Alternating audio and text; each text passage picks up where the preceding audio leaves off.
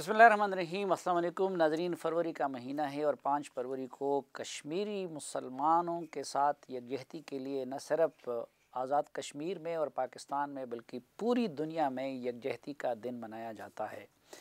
हस्ब साबिक इस साल भी पूरी दुनिया में कश्मीर की आज़ादी के लिए आवाज़ को तक़वियत देने की खातिर और कश्मीरी भाइयों के साथ यकजहती के इजहार के लिए पूरी दुनिया और पाकिस्तान में यौम यकजहती कश्मीर पूरे ज़ोर शोर के साथ मनाया गया।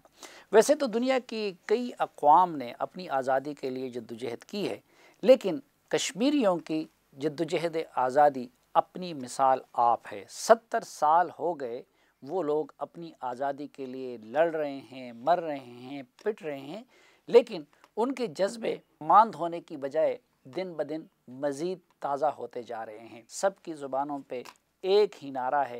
नाज़रीन, इमरान खान साहब की हुकूमत ने कश्मीर की वजारत, जिसका बुनियादी काम कश्मीरियों के काज को आगे बढ़ाना है और गिलगित बल्तिस्तान और आज़ाद कश्मीर के मामलात की निगरानी करनी है, तो इस काम का बेड़ा सपुर्द किया है जनाब अली अमीन गंडापुर के।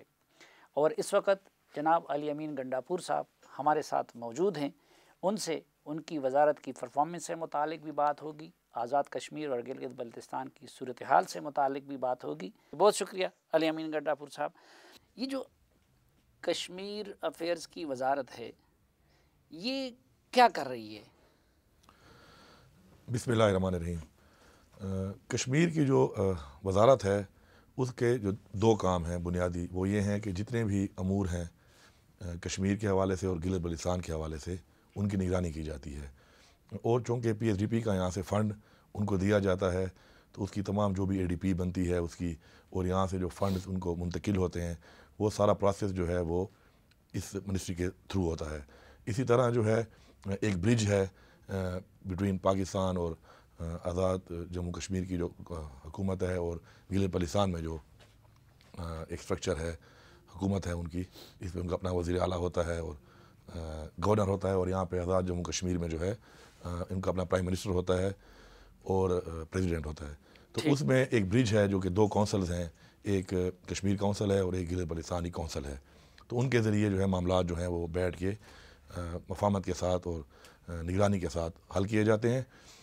और अल्हम्दुलिल्लाह जब से हमारी हुकूमत आई है तो मुझे ये कहते हुए फ़ख्र है कि सबसे पहले जो रिलीज़ हुई है फ़ंड्स की तमाम सूबों से पहले, वो हमने कश्मीर को और गिलगित बल्तिस्तान को रिलीज़ की है।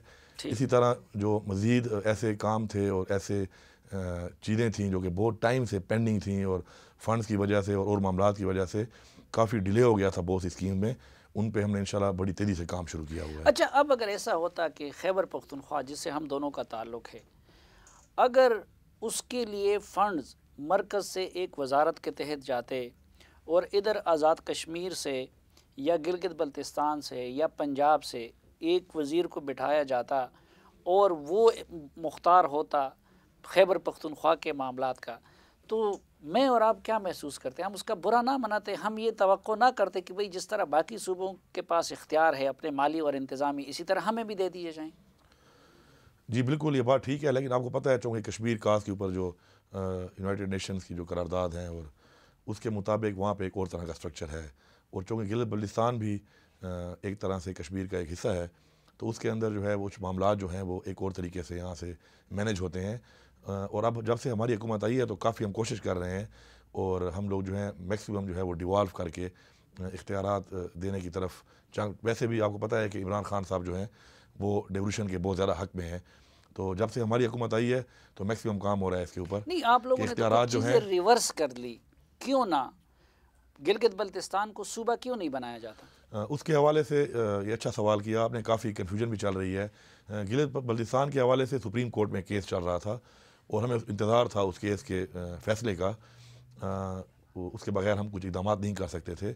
और आखिरी जो ऑर्डर हुआ था GB ऑर्डर 2018 जो किया था पिछली हुकूमत ने, उसके बाद ही ये केस सुप्रीम कोर्ट में गया और चल रहा था। अब उस केस का फ़ैसला आ चुका है और वो फ़ैसला आने के बाद और वजह ये थी कि उसमें जो तहफ़्फ़ुज़ात थे वो ये थे कि एक जो GB ऑर्डर 2018 किया गया था उसके अंदर स्टेक होल्डर्स को बिठा के बाकायदा तौर पे एक तो उनको ऑन बोर्ड नहीं किया गया था, दूसरा जो है इसके साथ साथ उसको कैबिनेट में पेश नहीं किया गया था, और एक ठोस जो है वो डॉक्यूमेंट नहीं था वो।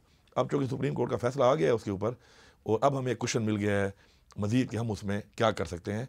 और अल्हम्दुलिल्लाह इससे पहले भी हम लोग कुछ डिपार्टमेंट जो कौंसल के पास थे, जिस तरह माइनिंग डिपार्टमेंट था, उनका टूरिज्म डिपार्टमेंट था, जो कि यहाँ से इस्लामाबाद से गिलगित बल्तिस्तान की जो कौंसल है वो उनके इख्तियारात में था, वो उनके अंडर था, वो हमने ऑलरेडी उनको पहले से नहीं, हमें तो डिवॉल्व कर दिया है। आज़ाद कश्मीर को और गिलगित बल्तिस्तान के लोगों को मज़ीद इख्तियारात देने चाहिए थे, मज़ीद जी, खुद वही मुख्तारी बताने लगा देनी हूँ चाहिए आपको। थी, ताकि मकबूजा कश्मीर के मुसलमान मज़ीद इनकरेज होते। लेकिन इन चीज़ों की क्या ज़रूरत है? ये कौंसल है, ये फ़लाँ है, ये फ़लाँ वही जी है, आपको यहाँ एक्सप्लेन कर रहा हूँ थोड़ा ब्यूरोक्रेट्स सा। के हमने उनको ताबे कर दिया है। ये चूँकि बहुत पहले से एक इस तरह का है, एक ब्रिज है between the prime minister basically federal government और उनके दरमियान में, उनके स्ट्रक्चर की वजह से। तो उसी तरफ मैं आ रहा हूँ कि हमने टूरिज्म को, माइनिंग को डिवॉल्व कर दिया, जो इससे पहले तक यहाँ कौंसल में होती थी। वो डिवॉल्व करने के बाद अब इंशाल्लाह हम जो है मुकम्मल तौर पे हम लोग फैसला आने के बाद सुप्रीम कोर्ट के फैसले की रूह से अभी हम इंशाल्लाह पार्लियामेंट में इंशाल्लाह सरताज अजीज़ कमेटी की जो सिफारिशात थी उस पर अमल क्यों नहीं कर रहे हैं? उसी पर अमल कर रहे हैं, लेकिन अभी तक हमारे हाथ बंधे हुए थे क्योंकि हाँ। केस सुप्रीम कोर्ट में चल रहा था।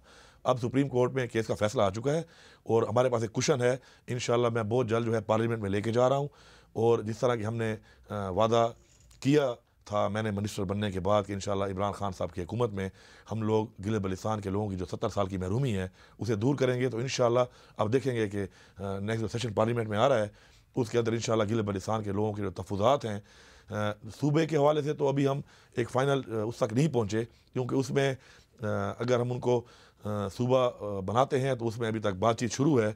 उसमें कुछ कश्मीर काज के ऊपर किसी हद तक, क्या कश्मीर काज के ऊपर देखें, इसमें आप और मैं उसमें, और आप मसलन ज़मीनों वगैरह के मामलात भी आपने हैंडल किए हैं।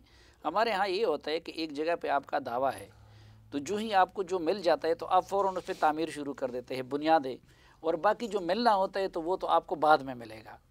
तो भाई जो हिस्सा हमें मिला हुआ है वो तो हमारा है ही, तो इसको तो हमें ज़्यादा से ज़्यादा पाकिस्तान के साथ जम करना चाहिए, मर्ज करना चाहिए, इससे तो हमारा केस मज़ीद मजबूत होगा। तो इसीलिए जो है हम इंशाल्लाह पार्लियामेंट में एक्ट पास करना पड़ेगा इसका। मैं इंशाल्लाह अनकरीब उसको ले जाने लगा हूँ और उसमें इंशाल्लाह हम गिलगित बल्तिस्तान के लोगों को यहाँ पर कौमी असम्बली में भी नुमाइंदगी देंगे, सेनेट में भी नुमाइंदगी देंगे, और जो वहाँ पे इनकी वैकेंसी शेयरिंग का मसला है जिसकी वजह गिलगित से बल्तिस्तान के लोगों वहाँ को के जी कौमी असम्बली और सेनेट में नुमाइंदगी इंशाल्लाह जी हम मिलेगी, इसको और लेके जा आज़ाद रहे हैं। कश्मीर के लोगों को, आज़ाद कश्मीर में तो जी ऑलरेडी उनका प्राइम मिनिस्टर है ना, अपना प्रेसिडेंट है, वो तो एक लेकिन आज़ाद, उस प्राइम मिनिस्टर के ऊपर आप बैठे होते हैं, सेक्रेटरी बैठे होते हैं, नहीं तो जी वो बिल्कुल खुद मुख्तार है इस मामले में। उनकी जो अपनी मुकम्मल उनकी अपनी ADP है, मुकम्मल उनका प्रेसिडेंट साहब है वहाँ पे, उनके अपने उनका मुकम्मल प्राइम मिनिस्टर साहब हैं और बिल्कुल खुद मुख्तार हैं। जो काउंसिल के हवाले से जो बात है उसमें वो भी, चूँकि 13वीं तरमीम जब हुई थी तो उसको भी इसी तरह इन्होंने रात को जब 12 बजे हुकूमत ख़त्म हो रही थी और 10:30 बजे इन्होंने एक प्रेसिडेंशियल ऑर्डर के ज़रिए किया उसको, उसमें भी तहफ़्फ़ुज़ात थे इदारों के कि जी ये कैबिनेट में नहीं आई, प्रेजेंट नहीं हुई। यानी मजमूई तौर पर सरताज अजीज़ कमेटी की सिफारिशात वो गिलगित बल्तिस्तान के हवाले से थी। हाँ, तो जी इस हुकूमत को इत्तेफाक है, उसको हाँ रिवर्स नहीं बिल्कुल कर जी, रही। उसमें जो भी सिफारिशात थी उसकी उस हवाले से इंशाल्लाह अभी हम पार्लियामेंट में लेके जा रहे हैं। अच्छा, आपका पख्तूनख्वा से ताल्लुक़ था, आप पहले रेवेन्यू के मिनिस्टर रहे थे, तो आपकी कश्मीर के हवाले से और GB के हवाले से क्या एक्सपर्टी थी? कोई आप कश्मीर के जिहाद में हिस्सा लिया था, कुछ और किया था कि इमरान खान साहब ने ये वजारत आपको दे दी? अल्हम्दुलिल्लाह जी मैं रेवेन्यू मिनिस्टर रहा हूँ और शायद बहुत से लोगों को ये पता ना हो, मैं बताता चलूँ आपको।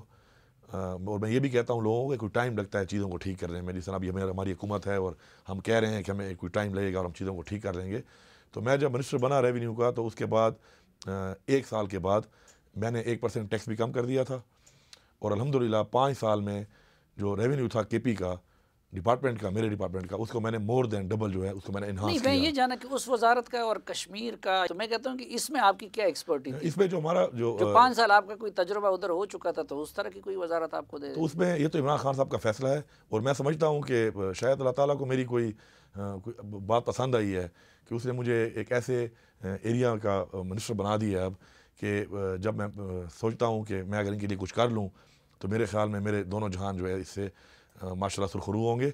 और बाकी जो इसमें जहाँ तक कश्मीर कॉज की बात है तो इसमें जो हमारी मिनिस्ट्री है भरपूर तरीके से जो भी होते हैं कश्मीर के जो दिन होते हैं, आपको लगता है कि आप मकबूजा कश्मीर की आज़ादी के लिए कुछ कर सकेंगे अपनी वजारत? इंशाल्लाह जी इन बहुत कम टाइम में अल्हम्दुलिल्लाह हमें बहुत अचीवमेंट्स आई हैं उस हवाले से और इंशाल्लाह मेरा ईमान है और मेरा यकीन है इंशाल्लाह कि आज इंशाल्लाह जो कुर्बानियाँ दी हैं कश्मीर के लोगों ने, मकबूजा कश्मीर के लोगों ने, तो आज इंशाल्लाह वो वक्त करीब है कि इंशाल्लाह अल्लाह ताला उनको सिला देगा और इंशाल्लाह नहीं, वो तो खूब कुर्बानी दे रहे हैं ना, और जिस तरह मैंने शुरू में कि तारीख़ी कुर्बानियाँ दे रहे हैं, लेकिन आपकी वजारत ने सिवाय योम यकजहती कश्मीर पे अपनी और ख़ान साहब की तस्वीरों के बड़े बड़े होर्डिंग्स लगाने के और कुछ पार्लियामेंटेरियन को लंदन ले जाके कॉन्फ्रेंस कराने के, क्या किया अभी तक आपने कश्मीर की आज़ादी? बेसिकली जो है ये जो बार ममालिक में जो नुमाइंदगी होती है वो तो फ़ॉरेन ऑफिस करता है इस हवाले से।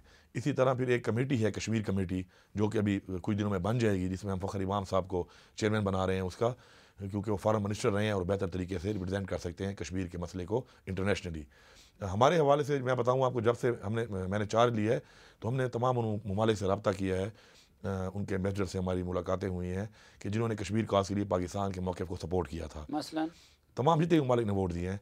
और इसके अलावा जिन्होंने नहीं दिए, असल जो मसला है कश्मीर का वो ये है कि कश्मीर का मसला बेसिकली ह्यूमन राइट्स का मसला बन चुका है बहुत बड़ा। आप सिर्फ सफीरों से मिले या कि उधर मुल्कों के उसके मैं आपको बताता हूँ ना, उससे मैं फ़वाइद क्या हुए हैं। उसके अंदर जो कश्मीर का जो असल मसला है उसको उजागर करना है हमने ह्यूमन राइट्स के ऊपर, क्योंकि वहाँ पे ह्यूमन राइट्स की वायलेशन कर रहा है भारत बहुत ज़्यादा, और लोगों को महसूस करानी है एक चीज़ कि वहाँ पे हो क्या रहा है। अब मैं डिटेल में नहीं जाता इसकी कि वहाँ पे लाखों लोग जो शहीद हुए और जिस तरह गैंग रेप्स हुए, जिस तरह पैलेट गन से लोगों को अंधा किया गया, लेकिन सिर्फ एक छोटी सी बात मैं ये करता हूँ यहाँ पर कि कश्मीर के अंदर लोग जो इस वक्त रह रहे हैं उनको कोई भी उनकी प्रोटेक्शन नहीं कर रहा, और वो एक ऐसे कर्व से गुजर रहे हैं कि उनको कोई पता नहीं है कि किस लम्हे उनसे क्या हो जाए। नाज़रीन, जनाब अली अमीन गंडापुर साहब के साथ ये जरगा कंटिन्यू रहेगा, लेकिन एक मुख्तसर से वक्फे के बाद।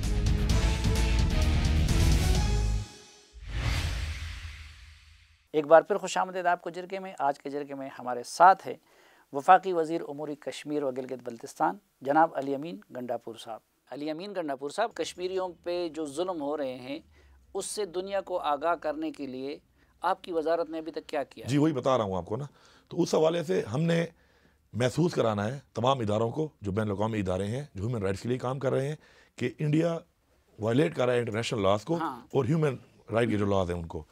उस हवाले से अल्हम्दुलिल्लाह आप देख सकते हैं कि पूरे यूरोप में पहली दफ़ा इतने भरपूर तरीके से ये योम यकजहती कश्मीर बनाया गया है। पाकिस्तान में मैं चैलेंज करता हूँ, कश्मीरियों ने बनाया ना, उसमें उसमें हमारी एफर्ट शामिल है, उस पर ये इन सबको ऑन बोर्ड करके उन लोगों को इकट्ठा करके उनको इस पेज पे लाना में हमारा भी किरदार है कि हमने उनको कहा कि आप लोग भरपूर तरीके से हम करेंगे तो आप हो, क्योंकि इससे पहले मैं ये नहीं कहता कि किसी भी हुकूमत या किसी भी पाकिस्तान किसी लीडर का कोई ये कश्मीर कॉज के लिए उनका अच्छी विल नहीं होगी, लेकिन मैं ये समझता हूँ कि पहले उस तरह काम नहीं हुआ। लेकिन अब इस वक्त जिस तरह से मैंने होश संभाला है, यूरोप में, अमरीका में उस तरीके से नहीं हो रही थी। आप माने पाकिस्तान में भी आप यकीन करें, जब मैं पहले मिनिस्टर बना कुछ दिनों बाद ही ब्लैक डे था, कश्मीर का ब्लैक डे था। उस ब्लैक डे के ऊपर मुझे पता चला कि पाकिस्तान में भी बहुत सी ज़िलों में उस तरीके से इसको नहीं मनाया जाता, लोगों को अवेयरनेस नहीं है। असल चीज़ अवेयरनेस है, ये नहीं कि पाकिस्तान ये जो आपने यहाँ अपने खजाने से पैसे खर्च करके वो जो होर्डिंग्स लगाए, होर्डिंग्स जो है वो तो हमने शो करना है ना कि हम साथ हैं उनके, हाँ, और खुल के साथ हैं। तो शो कर रहे हैं। इमरान खान साहब ने जैसे पहली स्पीच की, उन्होंने जो बात की उन्होंने क्या कहा कि हम मुज़ाकरात के लिए राजी हैं, हाँ, इंडिया के साथ, लेकिन मसला कश्मीर पे पहले बात होगी। तो ये हमारी सीरियसनेस है कश्मीर कॉज के लिए। दूसरी जो बात है वो ये है कि हमने बाकायदा तौर पे शऊर देना है। मैंने कहा अवेयरनेस इज़ वेरी इंपॉर्टेंट। नहीं, मैं उस अवेयरनेस की बात कर रहा हूँ कि देखिए इधर ये जो लगे हुए हैं इस्लामाबाद में, उस पर बड़ी बड़ी खान साहब की तस्वीरें हैं, आपकी तस्वीरें हैं। इसकी बजाय अगर आप मकबूजा कश्मीर के मजलूमीन की तस्वीरें उस पर लगाते तो बेहतर ना होता? मैं चैलेंज करता हूँ कि सर्वे कर लें आप, अगर 100 लगे हैं तो उसमें 10 पे हमारी होंगी, बाकियों पे उन्हीं की थी। लेकिन हमारी भी इसलिए ज़रूरी है कि हमने बताना है दुनिया को कि हमारा वज़ीर-ए-आज़म पाकिस्तान इमरान खान तायीद करता है इस बात की कि वो कश्मीरियों के हम साथ हैं, पाकिस्तान कश्मीरियों के साथ है, हुकूमत पाकिस्तान कश्मीरियों के साथ है। और इसी तरह चूँकि मैं उनका मिनिस्टर हूँ तो उनको ये बताना कि मैं डरने वाला नहीं हूँ किसी से, या मुझे इस बात पे कोई खौफ नहीं है कि अगर मैं ओपनली कश्मीर कॉज को सपोर्ट करूँगा, मकबूजा कश्मीर के लोगों को सपोर्ट करूँगा तो मुझे कोई खौफ है। तो इसलिए वो मैसेज देने के लिए ज़रूरी है कि हम खुल के सामने आए। कोई भी पाकिस्तानी, हम खुल के सामने आए, जरदारी हो, नवाज शरीफ हो, मुशर्रफ हो, ए हो, बी हो, सी हो, सबका यही मौका रहा है। लेकिन मैं अब थोड़ा फिर उस बात पे आता हूँ कि अगर इनकी सीरियसनेस ज़्यादा होती इस बात पे तो आप देखें कि मौलाना फजल रहमान को कश्मीर कमेटी का चेयरमैन बना दिया जाता था फॉर द रीज़न कि वो इसके अलावा कोई और चीज़ मांगता नहीं था, क्योंकि एक नॉन ऑडिटेड फंड है इसका। और मौलाना फजल रहमान जैसे इंसान को आप बनाएं कि वो जाके कश्मीर पे बात करे, इंटरनेशनली कश्मीर की बात करे, इंटरनेशनली कश्मीर का मौक़िफ़ बयान करे, तो मेरे ख्याल में ये एक मजाक था। और इसीलिए कश्मीर वो लोग कमेटी कहते थे कि अगर DI खान के मौलाना फजल रहमान को कश्मीर कमेटी का सरबराह बनाना मजाक है, तो DI खान ही के अली अमीन को कश्मीर का वज़ीर बनाना भी मजाक है। नहीं, कश्मीर के लोग तो खुद मानते हैं इस बात को कि मैं जब जाता हूँ तो मुझे बड़ा फ़ख्र होता है इस बात पे कि कश्मीर का आज़ाद कश्मीर का वहाँ पे ज़्यादा जाना है, मकबूजा कश्मीर पे लो भी उधर तो मेरा जाना नहीं हुआ अभी, लेकिन वो एक बात पे बड़ा फ़ख्र करते हैं कि पश्तूनों ने उनके साथ उनकी आज़ादी में बहुत बड़ा किरदार अदा किया था। और उस बात से वो बड़े खुश हैं इमरान खान साहब से कि चूँकि मैं पश्तून हूँ और उन्होंने, वो कहते हैं कि एक पश्तून हमारा मिनिस्टर बना है। मैं जो बात कर रहा हूँ वो ये है कि इसमें हम फ़खर इमाम साहब क्यों बना रहे हैं चेयरमैन, उसकी वजह यह है कि इंटरनेशनली हमें एक ऐसा चेहरा चाहिए वहाँ पर कि जो रिप्रेजेंट कर सके कश्मीर का को बेहतर तरीके से। तो मौलाना फजल रहमान का अरब दुनिया में एक शनाख्त है, जिस तरीके से उनकी शनाख्त है वो आपको ही पता है और मुझे ही पता है। एक मजहबी मैं जमात इसकी डिटेल में नहीं जाऊँगा। मजहबी जमात के सरबराह होने के साथ वो सिर्फ और सिर्फ उस मजहब को अपनी सियासत के लिए इस्तेमाल कर रहे हैं। उन्होंने मजहब के लिए कोई किरदार अदा नहीं किया। नहीं, वो तो मजहबी जमात के सरबराह है। आपके लीडर जिनका उससे कोई ताल्लुक नहीं, वो भी रियासत मदीना का नाम ले रहा है, ड्रामा कर रहा है। नहीं, ड्रामा नहीं है जी। देखिए, रियासत मदीना जो है ना, उसमें एक चीज़ है कि इंसाफ होना चाहिए। रियासत मदीना का लफ्ज़ मौलाना फजल रहमान के मुंह से ज़्यादा जचता है या इमरान खान के मुंह से ज़्यादा जचता है? मैं अगर आपको बताऊं कि मैंने अल्लाह ताला को जान देनी है, मैं हल्फियन कह रहा हूं कि मैं ये बात इसलिए नहीं कि इमरान खान मेरा लीडर है, मैं ये बात अपने दिल से और अल्लाह ताला को और रोज़े क़यामत इसका लिए खड़ा होने को तैयार हूँ कि जो मैंने देखा है इमरान खान के दिल में जो सच्चाई है, इमरान खान के दिल में इंसानियत के लिए जो दर्द है। यार, दिलों का हाल तो अल्लाह जानता है, नहीं, अल्लाह के सिवा कोई और दिलों के, मुझे क्या पता है कि आपके दिल में क्या है, आपको क्या पता है? आप कितना करीब रहते हैं किसी को, आपको पता चल जाता है कि किसके दिल में क्या है। और आपके जो एक्शंस हैं, कहते हैं action speak louder than their words, तो वो बताते भी हैं साथ साथ। इमरान खान जो है, तो इमरान खान साहब के इर्द गिर्द अली अमीन गंडापुर, जुल्फी बुखारी और इस तरह के लोग बैठे होते हैं, मौलाना फजल रहमान के इर्द गिर्द उलमा बैठे होते हैं, तो दीन की बात तो उनके साथ निस्बतन ज़्यादा जचती है ना। नहीं, वहाँ पे दीन का तो मसला नहीं है। मकबूजा कश्मीर के लोग मुसलमान हैं अल्हम्दुलिल्लाह, और वो पाकिस्तान का झंडा उठा के जिस तरीके से अपनी जंग लड़ रहे हैं, अपने हकूक़ की जंग लड़ रहे हैं, हमने उनको अपना हक दिलाना है, जो उनका हक खुदरादियत है, जो उनका राइट है, फंडामेंटल राइट है। अली अमीन साहब, उसके लिए मौलाना फजल उधर उसके लिए हमें कोई मजहबी जमात का लीडर नहीं है ज़रूरत, क्योंकि कोई अल्लाह माफ़ करे कोई अभी जंग तो आई नहीं है। और मैं ये कहूँगा कि मौलाना फजल रहमान जो है वो तो एक गलत अक्कासी कर रहा है, एक मजहबी चेहरा शो करके वो मज़हब को सियासत के लिए इस्तेमाल कर रहा है। अभी आप देखें कि नवाज़ शरीफ के ऊपर साबित हो गया कि वो चोर है, और वो जो है मौलाना फजल रहमान साहब जो है वो उनके बॉडीगार्ड बन गए। अब कौन से इस्लाम में लिखा है? नहीं, तो जहांगीर तरीन के ऊपर साबित हो गया कि वो इस तरह हैं, लफ्ज़ तो मैं नहीं लेता, लेकिन वो आप लोगों के लीडर है, आप लोगों को हिदायत देते हैं, आप लोगों के इजलासों को प्रिजाइड करते हैं। तो इस मामले में तो जो केस है वो ये है कि जहांगीर तरीन की एक प्रॉपर्टी है। जहांगीर तरीन तो जो हुकूमत में है, उसके बाद सुप्रीम कोर्ट ने कह दिया कि सादिक और अमीन नहीं है, हुकूमत ऐसा नहीं था, झूठ बोला है, एहसासे छुपाए हैं। उसके एक देखिए एहसासे छुपाना, ठीक है, उससे पहले वजीर रहे हैं, मुशर्रफ के वजीर रहे हैं। हाँ, एक बात को देखिए साहब, एक बात को समझें आप, मुल्क का पैसा लूटना और कोई एहसासा छुपाना, गलती से या जानबूझ के, ये दो डिफरेंट क्राइम्स हैं, इनको आपस में आप ना मिलाएं। ठीक है, आप ऑरेंज को और एप्पल को मिक्स ना करें। नहीं, अभी तो खैर नवाज शरीफ पे भी कोई मुल्क का पैसे लूटने का नहीं, उन पे भी एसेट्स का क्या आप ये समझते हैं? अपने दिल से बताएं। इस तरह मैंने कहा है, अल्लाह ताला को हाज़िर नाज़िर जान सामने रख के, क्या आप ये कह सकते हैं कि नवाज शरीफ का इस वक्त एसेट्स हैं, जो पैसा है उसके बच्चों के पास, उसके पास, क्या उसमें पाकिस्तानी कौम का लूटा हुआ पैसा शामिल नहीं है? बिल्कुल, मैं अल्लाह को हाज़िर नाज़िर जान के समझता हूँ कि नवाज शरीफ के माली मामलात भी साफ़ नहीं है, जरदारी साहब के भी साफ़ नहीं है, और उसी तरह इमरान खान साहब और अलीमा खान साहब और जहांगीर तरीन साहब के भी साफ़ नहीं है। आप अल्लाह को हाज़िर नाज़िर जान के बताएं कि आपके पार्टी के मामलात, आपके लीडर के मामलात और जहांगीर तरीन के मामलात, अलीम खान के मामलात, ये साफ़ हैं। मैं इमरान खान की हद तक कहता हूँ, अल्लाह ताला को हाज़िर नाज़िर जान रख के यहाँ पे, कि इमरान खान के साथ मुझे काफ़ी टाइम हो गया है। मैंने इमरान खान की ज़ात में डायरेक्ट या इनडायरेक्ट कोई भी करप्शन की कोई भी चीज़ नहीं देखी। हाँ, अलबत्ता जो आप कह रहे हैं अलीम खान और जहांगीर तरीन, यार अली अमीन साहब, आप नहीं, मैं उनका नहीं, आप देखें, आप मेरे साथ रहे, मैं उनके करीब रहा नहीं, मैं आपके साथ रहूं, एक मिनट, मैं आपके साथ रहूं, मैं आपका बिल भी मैं अदा करूं, आपके ख़र्चे भी मैं अदा करूं, आपको जहाज़ की ज़रूरत हो जहाज़ भी मैं दूं, आपको होटलिंग की ज़रूरत हो होटलिंग भी मैं दूं, आपका जलसे कुजी चाहे तो आप जलसे में करोड़ों रुपए भी मैं दे दूं, और उसके बदले में आप मुझे अली अमीन जैसे बहुत पुराने वर्कर्स को छोड़ के सलीम साफ़ी को ओहदा देते हैं, तो ये इनडायरेक्ट करप्शन नहीं हुई? ये गलतफहमी है आपको, मैं बताऊं ये अभी आपको, अलीम खान का पैसा आपकी पार्टी में खर्च नहीं हो, बुनियादों में नहीं ये है? गलतफहमी है बहुत बड़ी आपको। आप ध्यान में रखें इस बात को कि ये जो कहते हैं कि इमरान खान का खर्चा जो है वो अलीम खान कर रहा है या कर रहा था, या कि जहांगीर तरीन कर रहा था या कर रहा है, या पार्टी के जलसे, आप यकीन करें कि एक एक रुपया हमारे पार्टी फंड से जाता है हर जलसे के लिए। हाँ, आज तक आप पार्टी फंड के हिसाबात नहीं दे सके यार साफी भाई, मैं झूठ नहीं बोलूंगा। मैं ये जरूर मानता हूँ कि हो सकता है कि बाद ये हुआ हो कि जहांगीर तरीन ने कुछ पैसा लगा लिया हो जलसे के ऊपर, लेकिन पार्टी फंड से वो पैसा उसको वापस मिला है। इसका मुझे इसलिए पता है कि मैं पार्टी में हर चीज अंदर से जानता हूं। पार्टी फंड से पैसा वापस मिला है। जहां तक है इमरान खान के जहाज का ताल्लुक, अगर कभी जहांगीर तरीन साथ गया हो और जहाज इस्तेमाल हुआ हो तो मैं उसके बारे में कह नहीं सकता, लेकिन इमरान खान जब भी हेलीकॉप्टर यूज करते रहे, जहांगीर तरीन के हेलीकॉप्टर नहीं यूज किया, ज्यादातर उन्होंने हम लोग हायर करते रहे और पार्टी फंड से पैसे देते रहे। अच्छा, हम कश्मीर को भूल के फिर सियासत की तरफ आ गए ना। देखें, अब मौलाना फजल रहमान साहब ने कश्मीर कमेटी के सरबराह है, न वजीर है न मुशीर है, लेकिन इस 5 फरवरी पे उन्होंने ऑल पार्टीज़ कॉन्फ्रेंस यहाँ पे मुनक्कद किया अपने पार्टी के खर्चे पे।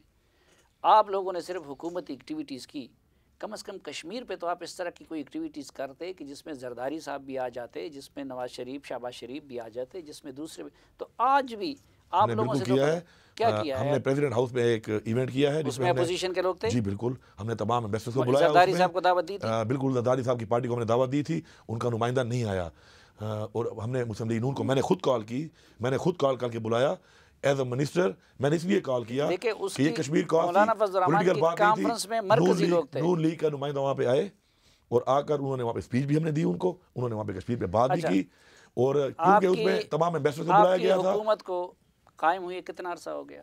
अब तकरीबन 5.5 महीने 5.5 महीने हो गए। आज तक आप लोग कश्मीर कमेटी के लिए वो सरबराह नामजद नहीं कर सके, कश्मीर कमेटी फार्मूलेट नहीं कर सके, तो मैं किस तरह यकीन कर लूँ कि आप लोगों के दौर में कश्मीर आज़ाद हो जाएगा? देखिए, अगर हमारी और कमेटी इतनी आपकी गैर संजीदगी, वज़ीर आज़म बन गया, वज़रा अगले दिन बन गए, दूसरी कमेटियाँ बन गई, PAC भी बन गई, शहबाज शरीफ भी बन गया, लेकिन कश्मीर के साथ आप लोगों की हमदर्दी कही कि आज तक आप लोगों ने नहीं बनना है। मैं उसके बिल्कुल हक में न था न हूँ, गलत बना। बाकी जो कमेटियां 2 दिन पहले बनी है तो गलत भी बनी, और सही कमेटी आपकी आज तक नहीं बनी। कमेटियां भी लेट हो गई थी क्योंकि अपोजिशन शहबाज शरीफ वाली बात के ऊपर अड़ गई थी कि उसको नहीं बनाएंगे, हम किसी कमेटी में नहीं आएंगे।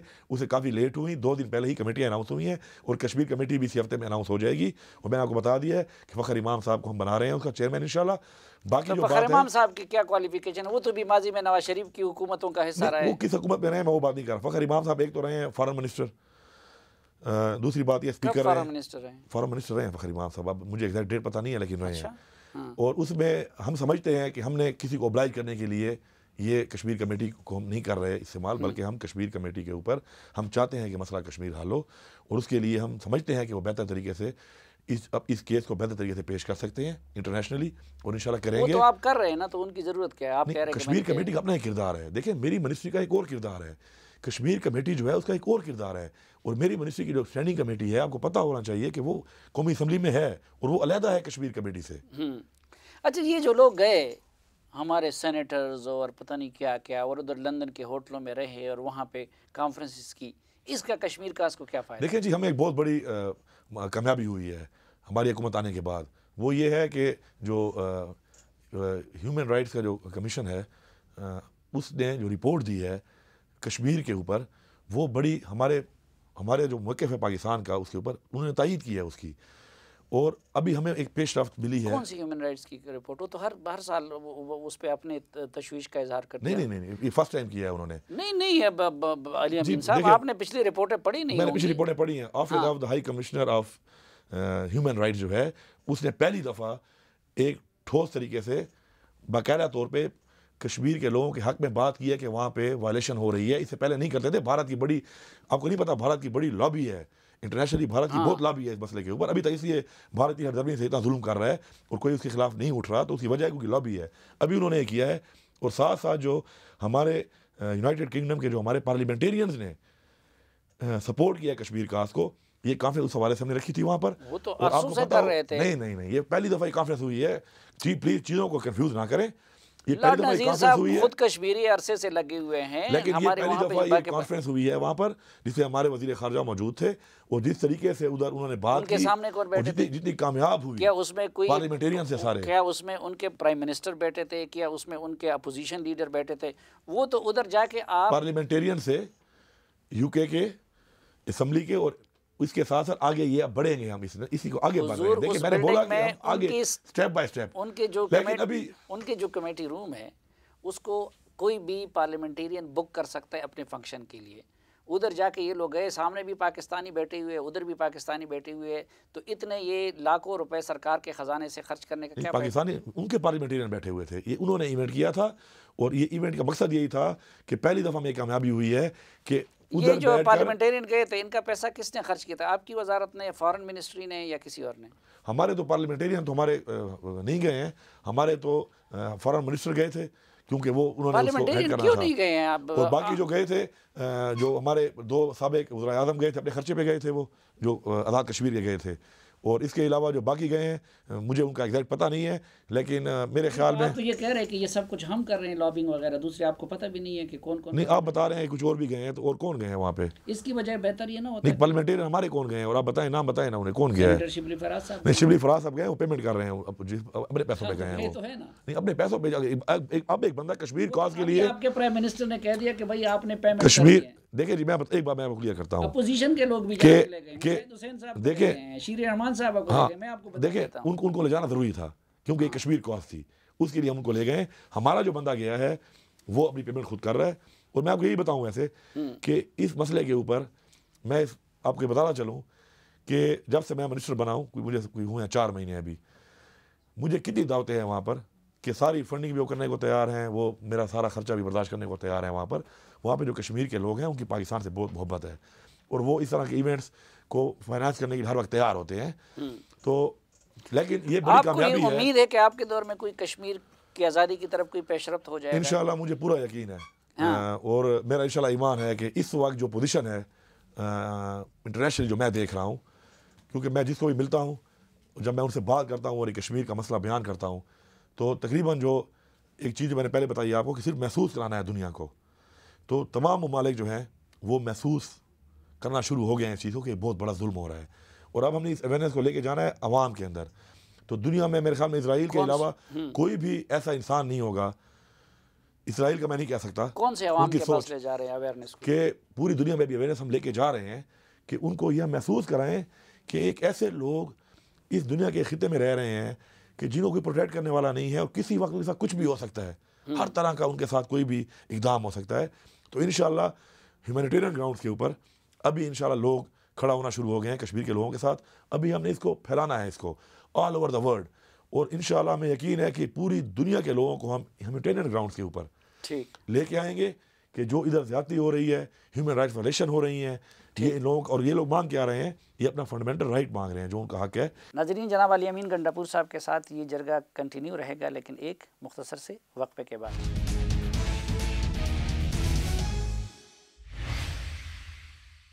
एक बार फिर खुशामदीद आपको जरगे में। आज के जरगे में हमारे साथ है वफाकी वज़ीर उमूरी कश्मीर व गिलगित बल्तिस्तान जनाब अली अमीन गंडापुर साहब। अली अमीन गंडापुर साहब, कुलभूषण यादव किधर है? उसका केस बाहर चला गया है। नहीं, खुद कुलभूषण किधर है? देखिए जी, वो जो एक वो प्रोग्राम हुआ है उसके ऊपर काफ़ी सोशल मीडिया पे भी आ रहा है।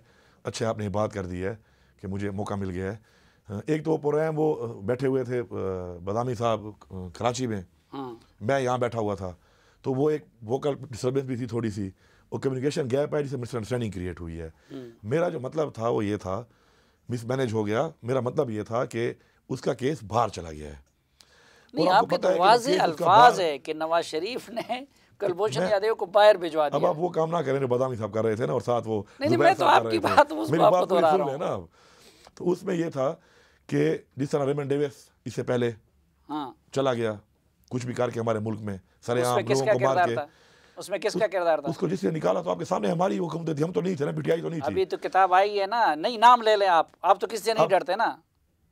आप नाम ले लें, हो सकता है, वैसे मुझे मेरी इन्फॉर्मेशन में ये किताब नहीं है। अच्छा, तो आप लेकिन हमारी जो उस वक्त हुकूमत थी उनका ही अच्छा, आप बताएं कौन ले गया था? अच्छा, उनकी कमजोरी थी ना, हुकूमत की कमजोरी थी, जो भी हुकूमत थी ना, जो पॉलिसी मेकर थे उस वक्त। अब जो है कुलभूषण वाली बात जो है उसके अंदर ये है जब कि उनका नाम आ गया तो आप उसको बुला रहे हैं ना, देखें किताब में आया हुआ है, तो मुझे कोई उसमें वो नहीं है। अच्छा, तो आपने रेमंड डेविस की बात की। हाँ जी। अब बात यह है कि आपको पता है कि चौधरी शुगर मिल के अंदर नवाज शरीफ के ऊपर ये एलिगेशन है कि चौधरी शुगर मिल के खाते के अंदर काफ़ी इंडियंस को वीज़े मिले हैं। ठीक है, किसकी तरफ से ये एलिगेशन है? अली अमीन गंडापुर साहब, अभी आप हुकूमत पाकिस्तान के वजीर उमूर कश्मीर है, बड़े रिस्पॉन्सिबल जगह पे बैठे हैं। मैं इसलिए कह रहा हूँ ना कि आप मेरी बात सुन लें पूरी। हाँ, तो उसमें अब जिस तरह अभी कुलभूषण वाला केस आया है, उसने एतराफ़ किया है, एतराफ़ जुर्म किया है उसने, कि उसने तकरीबन सैकड़ों लोगों की जान ली है। हाँ बिल्कुल, ठीक है। उसके बाद उसका केस कहाँ चला गया? बाहर, इंटरनेशनल कोर्ट में चला गया ना, बाहर चला गया। हाँ, अब बाहर जाने के बाद इंडिया ले गया उसको ना। आप देखें कि उसके बाद क्या पोजीशन है अब तक, और पता नहीं अब क्या होगा। मुझे तो मेरी ज़ाती राय में ये है कि केस जब बाहर चला गया है तो मेरे ख्याल में एक बंदा जो मान रहा है, एतराफ़ कर रहा है कि उसने हमारे पाकिस्तानियों को यहाँ पे शहीद किया है सैकड़ों की तादाद में, उसको यहाँ फांसी नहीं हुई। अच्छा, तो मेरे लिए ये काफ़ी है कि उसका केस बाहर चला गया, और उसका केस जब बाहर चला गया तो समझो वो अब यहाँ पे है भी सही, आप कुछ कर तो नहीं पा रहे हैं। बाहर चला गया ना, तो कुलभूषण यादव तो पाकिस्तान में है ना, तो आपने ये क्यों कह दिया कि कुलभूषण यादव को नवाज शरीफ ने बाहर भिजवा दिया? मेरा मतलब ये था कि जिस तरह रेमंड डेविस को यहाँ से बाहर भेज दिया गया, वो तो बाहर चला गया था। इसी तरह इनकी फुल सपोर्ट शामिल है इस चीज में कि ये भी बाहर चला जाता, और केस बाहर जाने का मतलब यही है कि मेरे ख्याल में नवाज शरीफ की फुल सपोर्ट हासिल थी। नवाज शरीफ की फुल सपोर्ट हासिल है। क्या सबूत है आपके पास? मेरे पास ये सबूत है कि नवाज शरीफ बावजूद इसके कि मोदी की जो पॉलिसीज हैं मकबूजा कश्मीर के अंदर या पाकिस्तान के खिलाफ, मैं अब दोनों की बात करूंगा, मकबूजा कश्मीर के साथ पाकिस्तान के खिलाफ, उसमें नवाज शरीफ की कोई तुक नहीं बनती कि वो एक मुल्क का वज़ीर आज़म होते हुए, ज़ाती हैसियत में जो करता है करे, कि एक मुल्क का वज़ीर आज़म होते हुए वो अपनी ज़ाती महफिलों में और दावतों में उसको बुलाकर फ़ख्र से कहे कि जी ये तो हमारा ज़ाती, उनको हमने दावत दी थी, हमारे लीडर इमरान खान साहब के थोड़े ज़ाती ताल्लुकात है। एज़ वज़ीर आज़म, किसी इस्लामी मुल्क, देखें एज़ वज़ीर आज़म नवाज शरीफ ज़ाती ताल्लुकात, नवाज शरीफ ने अपने हलफ बर्दारी में, मैं उनका वकील नहीं हूँ, मैं उनका भी इसी तरह मुतरस था, उनकी हलफ बर्दारी में एक इस्लामी मुल्क के सरबराह को बुलाया गया था। आपके वज़ीर आज़म की हलफ बर्दारी में इंडियन को बुलाया गया, और मैं उनको अप्रिशिएट करता हूँ, मैं उस पर हक़ है। तो क्या किसी वज़ीर आज़म का किसी के साथ इंटरेक्शन करना ये मतलब है कि वो उस मुल्क का एजेंट हो गया? बात जो मैंने की है वो ये है कि as prime minister of Pakistan आप ऐसे पॉलिसी वाले बंदे के साथ ज़ाती ताल्लुकात बना रहे हैं, और उस पर आप फ़ख्र महसूस कर रहे हैं, और साथ कह भी रहे हैं कि जी हमारे ज़ाती हमारे रवाबित हैं, हमारे ज़ाती रिश्ते हैं। तो मेरे ख्याल में यार आप लोग, आपके वज़ीर आज़म अब उससे मुज़ाकरात की भीख क्यों मांग रहे हैं? भीख नहीं मांग रहे। अच्छा, करतारपुर को एकतरफा क्यों खोल दिया उनके लिए? हमने सिखों के लिए खोला है उसने। आपकी शीरी मज़ारी और सब आप लोग समझे, ये हम पसंद लोग हैं। आप लोग इबारत गाहों के बारे में आप सुन लें, इबारत गाहों के बारे में कुरान में आया है, इजाज़त दी गई है कि इबारत गाहों का तहफ़्फ़ुज़ भी करोगे आप, ठीक, और मना नहीं किया गया किसी भी मज़हब को कि जी इबारत गाह कोई बनाता है तो आप उसको रोकें। नहीं, देखें, तो हमने मैं ये कह रहा हूँ, मतलब इस्लाम साहब, अभी की तालीम के मुताबिक ये काम किया है। अभी आपने खुद फरमाया कि पाकिस्तान की हुकूमत के एक ज़िम्मेदार वज़ीर की हैसियत से अब आपने आलमी सतह पे कश्मीर के केस को आगे लेके बढ़ना है इंशाल्लाह। लेकिन जब आप इस तरह के इर्रिस्पॉन्सिबिलिटी का मुज़ाहरा करें कि कुलभूषण पाकिस्तान में बैठा हूँ और आप टीवी पे आके कहें कि उसको नवाज शरीफ वापस ले गए, तो आपकी क्रेडिबिलिटी है। हाँ, मैंने क्लियर किया है कि मेरी बात का मतलब एक मिसअंडरस्टैंडिंग उसमें क्रिएट हुई है, मिसमैनेज हुआ है। मेरी बात का मतलब ये था कि केस बाहर चला गया है, ठीक है, केस बाहर चला गया है, और मैं अभी भी कहता हूँ कि केस बाहर जाने के बाद जो खामोशी है, अल्लाह करे कि ऐसे बंदे को फांसी हो जाए, लेकिन हक तो ये था कि हम फांसी देते यहाँ पे उसको, क्योंकि उसने ये जुर्म पाकिस्तान में किया था और हमने उसे गिरफ्तार किया था और उसे एतराफ़ किया था। दूसरी बात कि नवाज शरीफ के बारे में जो मैंने कहा, बाहर केस कहाँ चला गया है, मैं उस बात पे कायम हूँ। बाहर केस कहाँ चला गया है? इंटरनेशनल कोर्ट में चला गया है ना जी। कहाँ पे? इंटरनेशनल कोर्ट में गया हुआ है, अब उन्होंने फैसला करना है। किस मुल्क में? ये आप बताएं। हेग में। हेग में मैं बता रहा हूँ जी। आपको ये पता है कि अगली पेशी कब है, तारीख उसकी? हियरिंग कब? मुझे पता नहीं है, मैं इस मामले में मैं बता रहा हूँ 18 फरवरी से उसकी हियरिंग शुरू हो रही है, ठीक है। आपको ये भी पता होगा कि उधर हमारी वकालत कौन कर रहा है, हमारा केस क्या है। लेकिन मैंने एक ज़ाती राय दी है, ज़ाती राय मैंने दी है एक। अच्छा, अब अली अमीन उसका केस बाहर चला गया है, नहीं, अली अमीन साहब, कि हम उसको सजा नहीं दे पाए, फांसी नहीं दे पाए, तो मैं समझता हूं कि शायद अली अमीन साहब वो केस उनका बाहर नहीं चला गया है, वो इंडिया गया है, उसने उस अदालत में अपील की और पाकिस्तान ने मुखालफत की कि इस अदालत का हक़ नहीं बनता कि वो उसकी हेयरिंग करे, लेकिन इंडिया की चूँकि लॉबी है इंटरनेशनल, इसलिए उस केस की हेयरिंग हो रही है। पाकिस्तान का आज भी ये मौक़िफ़ है कि ये इस अदालत का दायरा इख्तियार ही नहीं है कि वो इसकी समाअत करे, लेकिन उनका मामला तो जैसे पाकिस्तान में था वैसे है। अब आपको हुकूमत ने बता दिया कि कुलभूषण यादव कहाँ पे है। मैं पहले भी आपको बता चुका हूँ कि मेरी बात का जो मतलब था कुछ और था, उसको किसी और तरीके से वो ले लिया गया या उस तरीके से कम्युनिकेट नहीं हो सका। मैं मान रहा हूँ ये बात, मतलब था कि केस बाहर चला गया है। और मैं आपको ये कह रहा हूं, फिर मैं माजरत चाहता हूँ, केस बाहर नहीं चला गया है। कुलभूषण यादव को पाकिस्तान के मिलिट्री कोर्ट से सजाए मौत हुई है, वो सजा आज भी इंटैक्ट है। लेकिन फांसी नहीं हुई ना। अब मुझे आप थोड़ा डायरेक्ट बोल लेते फिर, ठीक है, नहीं लेट मी बी डायरेक्ट। अब मैं डायरेक्ट बोलता हूँ, जो चाहते हैं मैं बोल लेता हूँ। चलें, नहीं तो मैं ये कहता हूँ कि फांसी क्यों नहीं हुई एक ऐसे शख्स को कि जिसने एतराफ़ किया है हमारे मुल्क के अंदर कि उसने सैकड़ों लोगों को यहाँ पे मारा है, शहीद किया है, और अब हम इंडिया की लॉबी की वजह से, इन्हीं हुकूमतों की, इसी नवाज शरीफ की वजह से, इसी हुकूमतों की नाइली की वजह से आज हम उसको फांसी नहीं दे पाए। और आप पता नहीं उस केस में फैसला आएगा, अगर उसका फैसला आ गया। नवाज शरीफ कब गया है? मैं ये कहता हूँ कि नवाज शरीफ गद्दार है, इस कौम का गद्दार है। क्योंकि उसने इस कौम का पैसा लूटा है। उसने नहीं, पैसे लूटने का गद्दारी से क्या ताल्लुक है? गद्दारी अलग चीज है, पैसा लूटना अलग चीज है। रिकॉर्ड में ये बात आ रही है कि उसकी शुगर मिल के अंदर वीजे दिए गए हैं इंडियंस को, और उन क्या सबूत है? सबूत तो फिर आएगा तो पता चलेगा ना। आपके पास हुकूमत है ना। मैं एक राय दे रहा हूँ ना। अच्छा, करप्शन सबूत होता तो शायद कुलभूषण की तरह अभी तक यहाँ से मैंने इस कोर्ट से नवाज शरीफ को ही फांसी की। नहीं तो फिर जरदारी भी गद्दार है। जरदारी भी उस हवाले से कि उसने कौम का पैसा लुटाया, गद्दार है। लेकिन उसके ऊपर मैं ये बात नहीं कहूँगा कि जिस तरह नवाज शरीफ के ऊपर ये है कि इंडियंस को वीजे लगवा कर यहाँ पाकिस्तान में लाया गया। अगर आपकी नज़र में नवाज शरीफ और जरदारी गद्दार है, तो आपकी हुकूमत उनके खिलाफ गद्दारी का मुकदमा क्यों कायम नहीं करती? जरदारी के बारे में मैं कहूँगा उसने मुल्क का पैसा उसने भी लूटा है साथ साथ।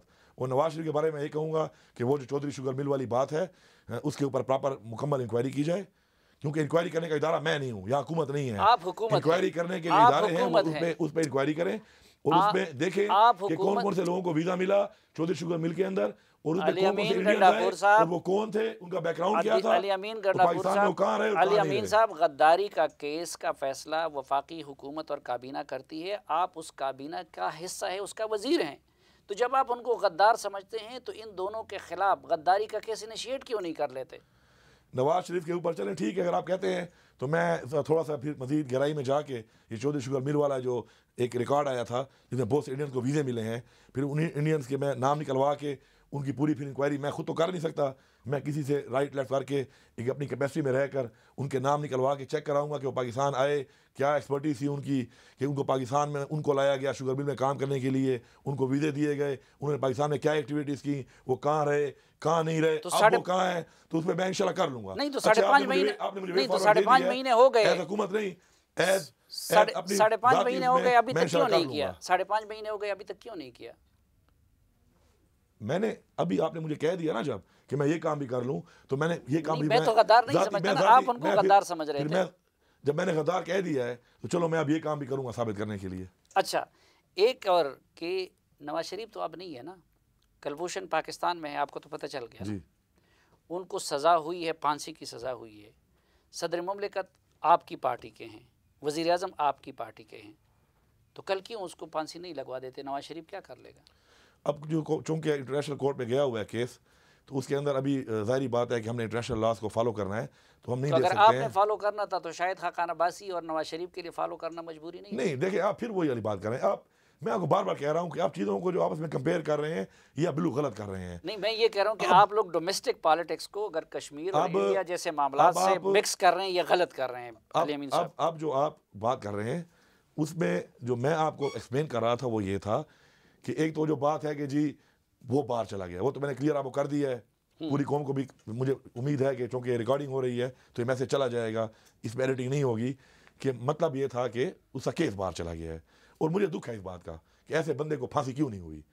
ठीक है, हम नहीं दे सके, इंटरनेशनल लॉबिंग आपने खुद कहा कि इंडिया की ज़्यादा है, हमारे लिए बहुत दुख की बात है, एक लम्हा फिक्रिया है हमारे लिए। मेरी भी ख्वाहिश है कि वो पाकिस्तानियों का कातिल है कि उसको फांसी मिले। एक मुल्क हम होकर, एक आज़ाद मुल्क होकर, हम लोग एक ऐसे इंसान को जिसने एतराफ़ किया कि उसने हमारे हज़ारों लोगों को शहीद किया है, हम उसको फांसी नहीं दे सके।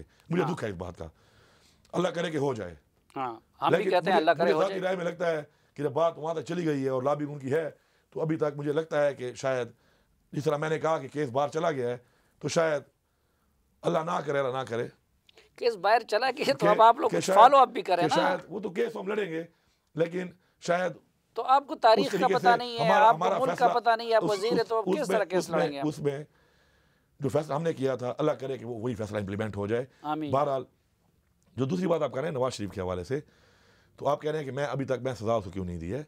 हम एक गवर्नमेंट है, हमने अवाम की रिलीफ के लिए इस मुल्क को पाँव पे खड़ा करना है। मुल्क का इन्होंने कबाड़ा निकाल के हमारे हवाले किया है, हर इदारा खसारे में जा रहा है, हम उस पर काम कर रहे हैं। लेकिन आपने जो भी ये बात की है, तो मैं आपको भी आपके प्रोग्राम में ऑन रिकॉर्ड कह रहा हूँ कि अगर मैं नवाज शरीफ को गद्दार कहा है उस बुनियाद पर कि मेरी सोच के मुताबिक, मेरी इन्फॉर्मेशन के मुताबिक, ये मैं अपनी बात कर रहा हूँ, हुकूमत की बात नहीं कर रहा, नवाज शरीफ की शुगर मिल के अंदर इंडिया के लोगों को वीज़े दिए गए हैं, उनको पाकिस्तान में लाया गया है और उन्होंने पाकिस्तान में आके शुगर मिल चलाई है या कोई और खाता किया है, उसके ऊपर मुझे रिजर्वेशन हैं। और जो आपने अब कह दिया है, तो इंडिया से अब जो आपने कह दिया है, तो मैं ये लिस्ट करवा लूंगा। आपको ये पता है कि इंडिया से हमारे बहुत सारे दीगर सनतों में भी मजदूर आते हैं। ठीक है, उसमें और देखिए मैं तो फिर सबके खिलाफ चलाना होगा ना। मेरे तफुजात है नवाज शरीफ में, मैं मान रहा हूँ ना, मेरे हैं। तो आपने तो जरदारी को भी गद्दार कहा है, तो उसके जरदारी को तो मैंने नहीं कहा। क्यों जरदारी नहीं को कहा? मैंने उस बुनियाद पे कहा है कि उसे कौम का पैसा लूटा है। और मेरी किताब में अगर किसी ने कौम का पैसा लूटा है तो वो इस कौम का गद्दार है। वो मेरी सोच है, वो मेरे अल्फाज हैं, मेरे बयान करने का एक तरीकाकार है अल्फाज का, मैंने वो कहा है, मैं उस पर स्टैंड करता हूं। आप तो मौलाना फजलुर रहमान के बारे में कहते हैं कि उन्होंने पैसा लूटा है, तो फिर वो भी गद्दार है। बिल्कुल, मैंने बोला जो देखें, अब वो गद्दारी वाली बात जो मैं कर रहा हूँ वो ये कर रहा हूँ, नहीं पैसे लूटने के हिसाब से मौलाना फजलुर रहमान भी गद्दार है। मेरी बात को बयान करने में मैं ये समझता हूँ कि मेरे पास जो अल्फाज हैं किसी इंसान के बारे में, जो मेरी सोच है कि मैं ये समझता हूँ कि जिसने भी इस कौम का पैसा लूटा वो इस कौम का गद्दार है। मैं तो नहीं कहता ना, लेकिन आप कहते हैं कि मौलाना फजलुर रहमान ने भी पैसा लूटा है। बिल्कुल लूटा है, तो वो भी गद्दार है। इस जुमरे में वो भी गद्दार है। असफंदियार वली खान पे भी आपका भी यही इल्ज़ाम है। जिसे भी लूटा है सब। तो असफंदियार वली खान को भी आप गद्दार समझते हैं? सबके नाम लेते जाएं, और अगर आपको ये लगता है कि सबके नाम लेने के बाद सब मेरे खिलाफ मजीद कैंपेन चलाना शुरू कर देंगे, तो मुझे कोई खौफ नहीं है। नहीं, मैं उसकी नहीं, मैं तो किसी को गद्दार नहीं समझता। मैं कहता हूँ कि जिसने भी लूटा है, मैं तो किसी को गद्दार नहीं समझता और उस पर साबित हो जाता है वो गद्दार है। बहुत शुक्रिया अली अमीन गंडापुर साहब। नाजरीन, अली अमीन गंडापुर साहब के एक बार फिर शुक्रिया के साथ और इस उम्मीद और दुआ के साथ कि मकबूजा कश्मीर के मज़लूम बहन भाइयों को जल्द अज जल्द आज़ादी की नेमत और पाकिस्तान के साथ यकजाई की खुशी नसीब हो, आज के जरगे से इजाज़त चाहता हूँ। अल्लाह।